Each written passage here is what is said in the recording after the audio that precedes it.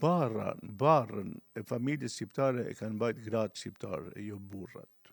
Sepse burrat, normalisht burrat kanë qenë ata që kanë dalë. Edhe njeriu që del, gjithmonë e ka më lehtë se ai që është mbyllur. Edhe që duhet të. Pastaj, burrat tonë është e vërtet që kanë marrë pushkën e kanë dalë në mal. Po armikun në shtëpi e ka prit gruaja, se ai ka ardhur aty ta vret fëmijët edhe ajo ka luftuar. Pastaj, unë jam i asaj gjeneratës. Prindrit tanë, baballarët shkonin në Shkup, punonin edhe ktheheshin në shtëpi me mielin për bukën e nesërme, po ktheheshin edhe me 5 fjalë slave. Në një fjali me 20 fjalëshe, 10 ishin slave. Edhe mu më kujtë nëna ime i thoshte babait tim, mos më fol me këtë gjuhë. Sepse ajo ndoshta edhe pa ndonjë vetdije të lartë kombëtare etnik, ajo e mbronte edhe gjuhën. I thoshte mos më mëso fëmijët me këtë gjuhë. Folëm shqip.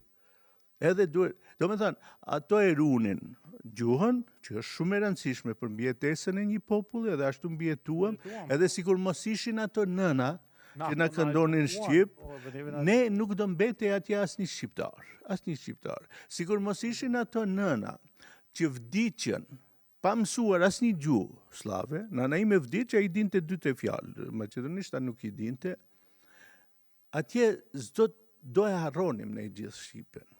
Sepse baballarët jo pse ishin ma pak shqiptar, po pse duheshin të luftojnë për ekzistencën, duheshin të shkojnë në qytet ku askund tanë ditën s'kishte nevojë të flasin shqip, po duhet të flasin vetëm maqedonisht, si punëtor, si njerëz që gryen në kanalet, që bënin shërbime atje nëpër familjet maqedonase. Edhe ata të ngratit unë nuk kryu. Mirë po barrën e shqiptarisë, atje nga vi unë, heroinat e shqiptarisë janë nënat tona. Edhe burrëria me cilën aq mburremi edhe ne atje, qëndronte mbi shpinën e gruas shqiptare, jo mbi shpinën e burrave. Sepse edhe kur vinte një polic në fshatin tim, gjithë mbylleshim në shtëpi, vetëm gratë dilshin te dera dhe i përgjigjeshin policit, ai nuk guxonte t'ju flase grave tona nga frika se mund ta hanë plumin.